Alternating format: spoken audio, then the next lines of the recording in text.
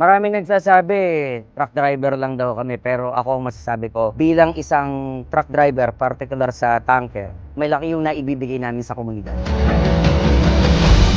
Sa loob ng 2 dekada, halos 5 or 6 na beses ako nagmamaneho ng truck sa isang linggo. Masasabi kong si Sinotrack po talaga ay napakaganda, no? Sa performance.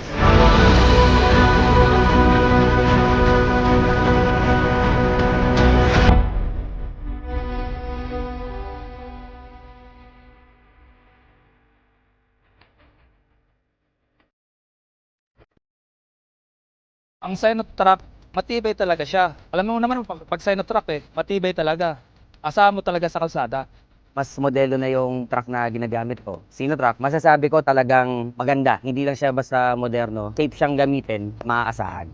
Performance naman talaga yung pag-uusapan natin eh. Wala natin masasabi ito kasi alam naman natin na Sinotrack nakatatak na po yan, no? Lalong-lalo dito sa Pilipinas.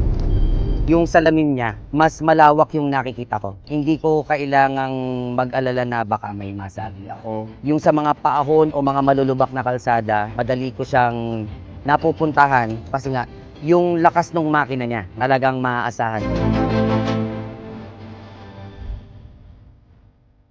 Medyo malit siyang truck, di gaya ng iba na masyadong malapad. Kung sa mga singitan at na mga maliliit na kalsada, na ipapasok ko siya ng maayos. Malaking bagay na bilang isang tanker driver, nakakatulong kami para sa komunidad para malinis yung mga kalsada. Hindi na mahihirapan yung mga taong nasa komunidad para walisin at hawiin lahat yung mga economy na iniwan ng bagay.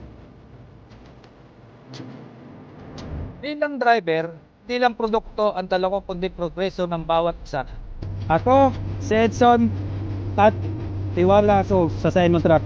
Ako si Ryan Tutanes at tiwala ako sa Sinotrack.